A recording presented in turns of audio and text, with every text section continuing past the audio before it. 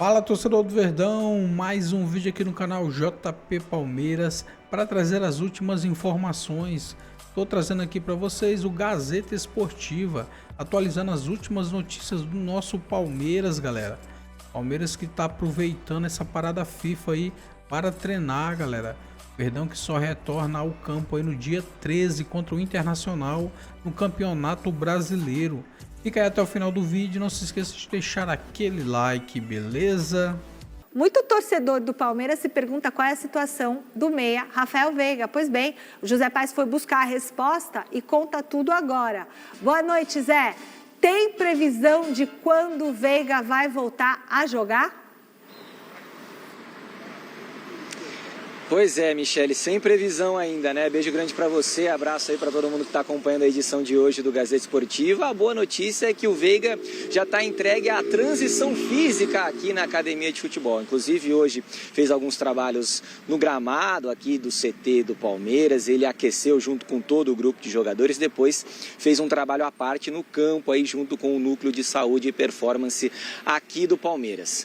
Veiga tá sendo muito blindado pelo Palmeiras nos últimos dias, né? Tanto na questão emocional quanto na própria questão física. Ele se machucou, né? Não joga desde o último dia 6 de agosto, partida contra o Corinthians, derby importante aí da Copa do Brasil. De lá para cá, nada de jogo para ele. Sentiu uma lesão no pubis, mas já se recuperou e agora está entregue aí à parte física. Vamos acompanhar alguns números do Rafael Veiga nessa temporada de 2025, uma temporada atípica para ele comparado a outras temporadas agora aí, 2024, 2023. O Veiga, nesse ano de 2025, tem 33 jogos com a camisa do Palmeiras, fez 20 deles como titular, em outros 13 começou no banco, mas entrou na partida, marcou 3 gols e deu ainda 8 assistências. Muito pouco, né? O Veiga, depois que ele perdeu aquele pênalti lá contra também o Corinthians no jogo no Campeonato Paulista, né? No segundo jogo da decisão do Paulista lá na Neoquímica Arena, depois o desempenho dele não foi mais o mesmo, né? Com a camisa do Verdão. Mas a expectativa, claro, da torcida palmeirense é de que ele volte muito em breve a desempenhar o bom futebol, perdeu um pouquinho de espaço aí para o Maurício, mas a torcida do Palmeiras continua nutrindo aí um amor muito grande pelo Veiga, por tudo que ele fez nos últimos anos com a camisa do Palmeiras. Palmeiras que segue trabalhando aqui no CT, né, de olho na partida contra o Internacional. Pois é, jogo que acontece no próximo dia 13 de setembro, pertinho aqui no Allianz Parque, pertinho da academia de futebol, partida do Campeonato Brasileiro. Hoje o Palmeiras fez um treino aqui importante no CT, né, aqui na academia de futebol, treino ali em campo reduzido, depois em um outro momento trabalhando a parte ofensiva, também a parte defensiva. O Palmeiras está bem no Campeonato Brasileiro, tem 43 pontos conquistados, tem um jogo a menos em relação ao líder Flamengo, está na terceira posição e agora está focando aí no Brasileiro, porque depois, no final do mês agora de setembro, ali no meio final do mês de setembro, tem 2 duelos importantes contra o River Plate da Argentina aí, partidas válidas pelas quartas de final da Conmebol Libertadores. Andreas Pereira foi convocado lá pela seleção brasileira, entregue então aí a Carlo Ancelotti, depois retorna aqui, claro, para dar sequência aí ao seu trabalho junto com o time do Palmeiras. Tá certo, Michele? Beijo grande para todo mundo e tchau! Tchau e boas férias, Zé, pra você, viu? É? O Zé sai de férias, volta daqui 20 dias. Que beleza. Um beijo, bom descanso, meu querido.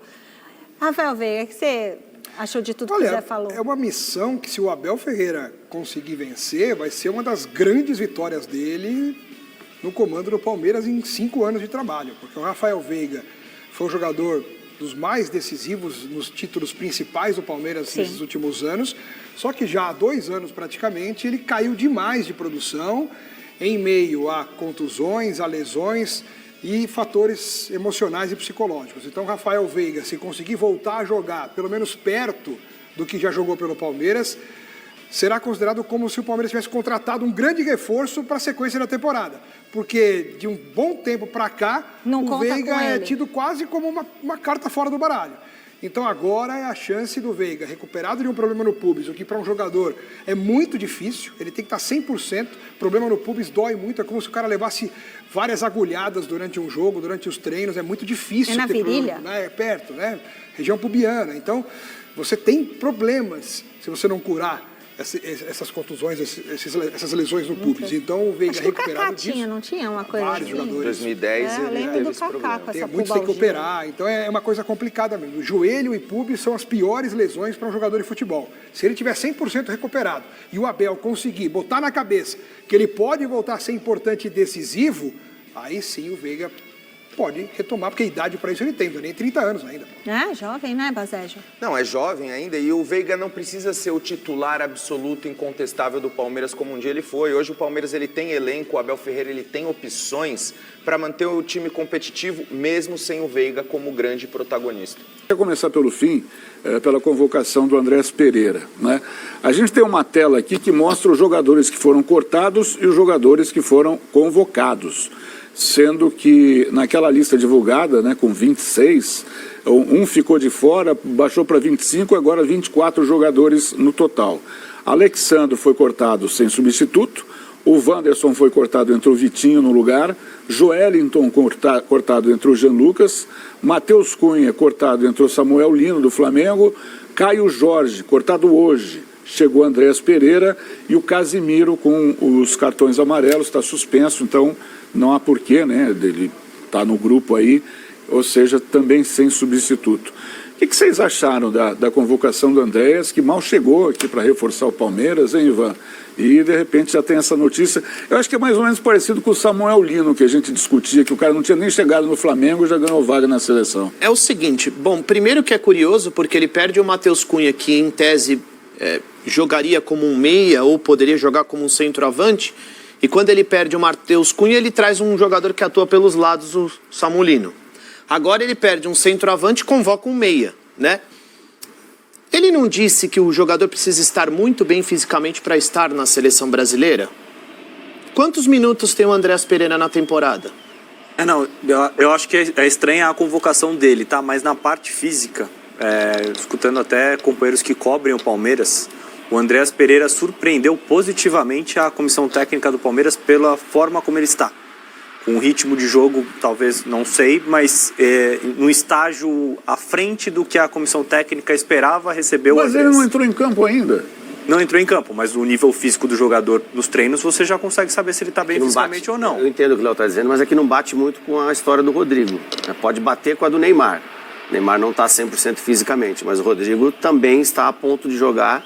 E ele cita o Rodrigo como um cara que não está 100% nesse momento também. Eu acho que tem a ver, e para mim a convocação dá um indício claro do que ele vai fazer contra a Bolívia. Ele vai usar um meio-campista a mais. Vai sacar um homem de frente e usar um meio-campista a mais. Porque vamos pensar aqui. Contra o Equador, Casemiro, Bruno e Gerson. Nessa vaga que foi do Gerson com o Equador, para mim vai jogar o Paquetá, na trinca. Só que como opções de banco, hoje, com os jogadores convocados, ele tem poucos jogadores para essa posição e com essa característica do Paquetá, de um meia de mais chegada. Você tem o Jean Lucas, que é um outro tipo de jogador, mais próximo do que é o Joelinton, um jogador mais físico para pisar na área, mas não um meia passador. E eu acho que a convocação dele diz muito sobre as características e o que a gente tem de material humano para essa posição com essas características específicas. A gente não tem esse meia mais passador que possa dar um pouquinho mais de cadência, tirar um ritmo da partida num jogo na altitude em que o Brasil vai precisar respirar mais, não vai dar para ser jogo de transição atrás de transição.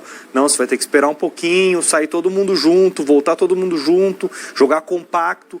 Para esse tipo de jogo na altitude contra a Bolívia, acho que um cara com as características do Paquetá vai ser imprescindível. E se ele precisar de um substituto para o Paquetá, um jogador com características próximas, esse cara vai ser o Andrés Pereira. Eu ia citar o Matheus Pereira, mas ele se machucou. E acho que tem a ver a questão também desses jogadores estarem no Brasil, por exemplo, né? A logística para o Andrés ir até a Granja Comari, claro, e viajar segunda-feira para a Bolívia, ela é muito mais tranquila do que você pegar um cara na Europa, mandar ele vir até o Brasil, do Brasil ir para a Bolívia. Nem sei se teria tempo hábil para tudo isso. Então, certamente no mapa ali, lógico, não é aleatório quem está aqui no Brasil. O Andrés Pereira eu vou chamar, não.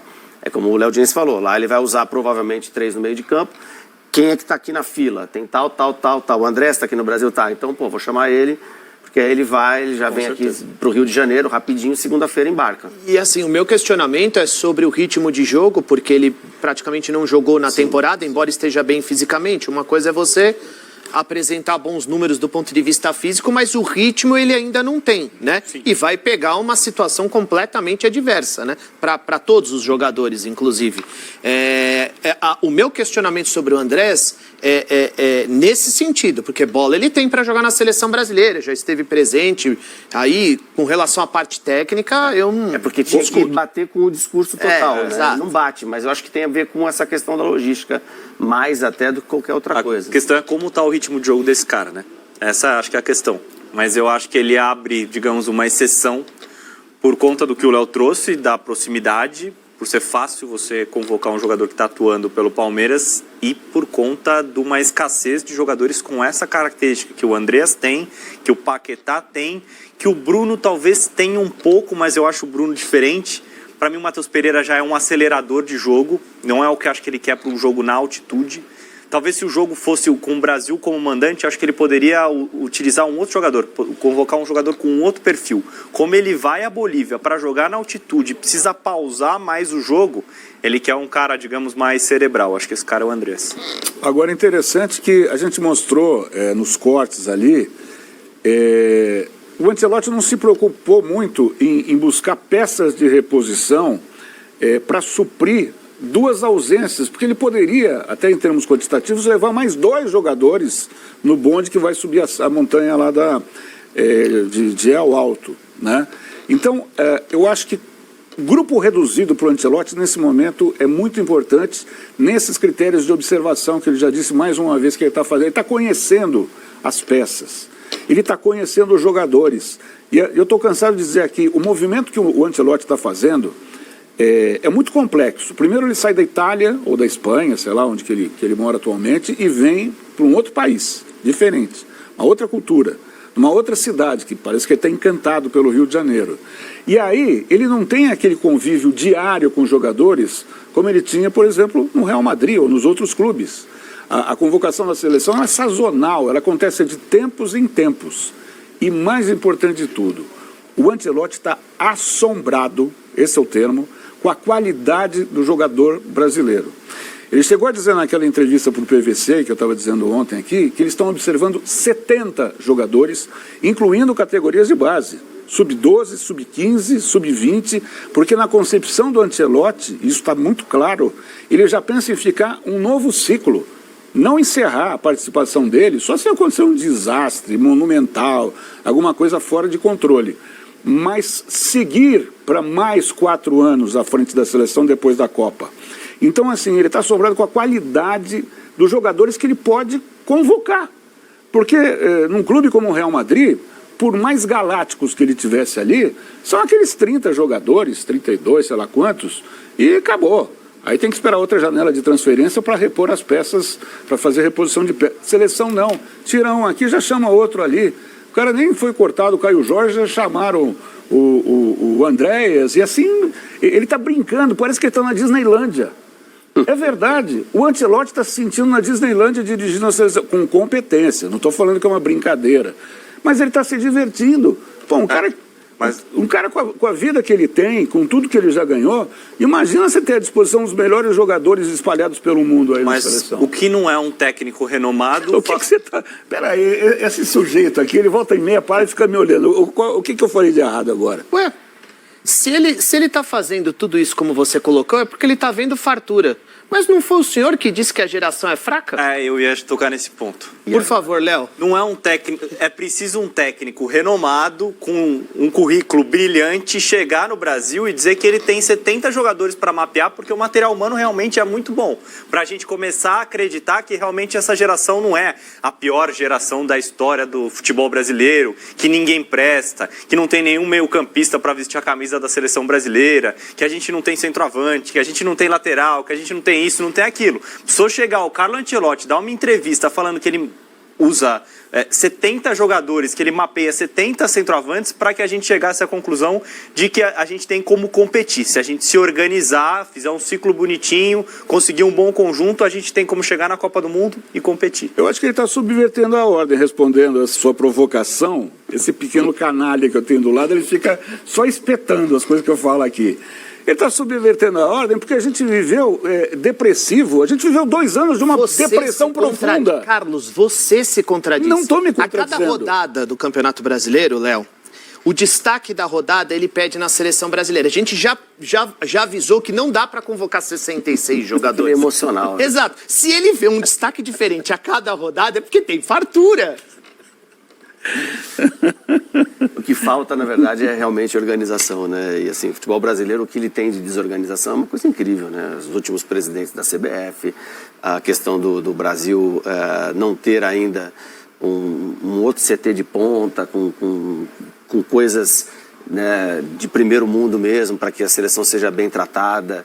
A questão da categoria de base, que é sempre um técnico que chega ali, aí traz o amigo, que traz o outro, nunca tem uma seriedade, né? Acho que se o Ancelotti conseguir trazer isso para a seleção brasileira, vai ser excelente. Jogador realmente o Brasil tem, e acho que escancara um pouco a dificuldade que a gente tem hoje de formar treinadores, né? Acho que essa é uma questão que é bem relevante.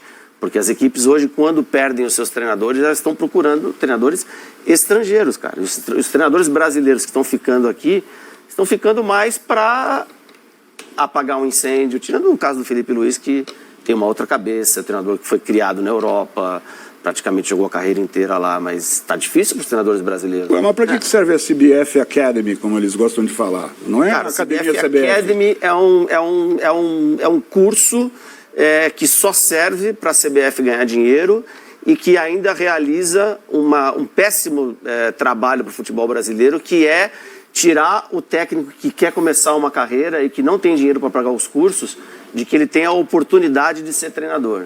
Então isso aí deveria ser... Os cursos de treinador da CBF são absurdos de caro, e eles segregam os treinadores pobres, os caras que terminaram uma carreira, que não tem dinheiro, não tem quem banque e que não conseguem fazer os seus cursos para exercer uma profissão de tão caro. Isso não existe.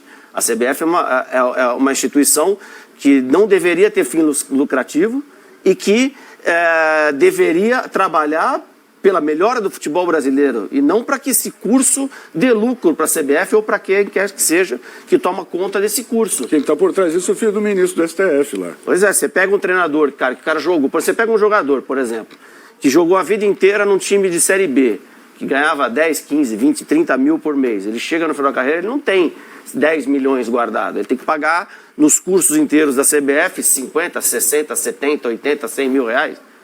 Para fazer todas as licenças, por exemplo. A última vez o técnico falou que era 50 mil total. Agora vejam, nós vivemos 2...